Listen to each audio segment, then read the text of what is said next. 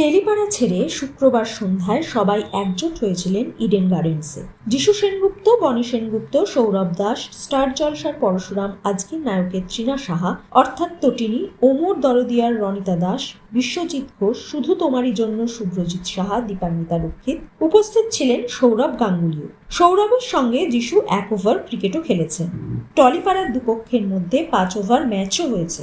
সঞ্চালক ছিলেন তৃণা সাহা এবং অনিন্দ সেনগুপ্ত। লঞ্চ হয়েছে বিগ বস বাংলা। সৌরভ গাঙ্গুলি থাকবেন সঞ্চালকের ভূমিকায়। অনেকদিন পর এই শো এর মাধ্যমে টেলিভিশনে দেখা যাবে তাকে। শুভ্রজিৎ বলেন, বিগ বস বাংলার জন্য মহারাজকে শুভকামনা জানায়। এর জন্য খুব এক্সাইটেড তিনি। অনেকদিন পর বাংলায় আসছে বিগ বস।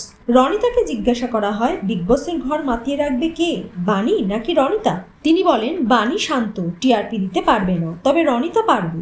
দীপান্বিতার মতে বিগ বস মানে এন্টারটেনমেন্ট, এন্টারটেনমেন্ট, এন্টারটেনমেন্ট, সব এন্টারটেনমেন্ট এক জায়গায়। তবে পর্দার রাহি থাকবেন না এই শোয়ে। তিনি বলেন, আগে যেটা শুরু করেছি সেটা আগে চলুক ঠাকুরের দয়ায়, সকলের আশীর্বাদে, তাহলেই ভালো। বিগ বস পরে করব।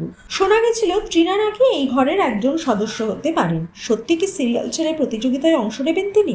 তার কথায় তিনি যাচ্ছেন না। যেই আসবে কন্ট্রোভার্সি, টিআরপি তুঙ্গে থাকবে। তিনি বিনোদন জগতের মানুষ ছাড়াও অন্যান্য জগতের মানুষদের দেখতে চান। হয়তো তাদের চেনেন, কিন্তু পুরোপুরি জানেন না। স্বস্তিকা দত্তের হাতে পৌঁছে গেছে বিগ বস বাংলার কার্ড, পাশে স্টার জলসার লোগো। তিনি কি যাচ্ছেন সেটা রহস্য। তবে মনে করা হচ্ছে জলসার সব সদস্যদের নিমন্ত্রণ করা হয়েছে। এক্ষেত্রে তার ভূমিকা কি, সেই নিয়েও প্রশ্ন উঠেছে।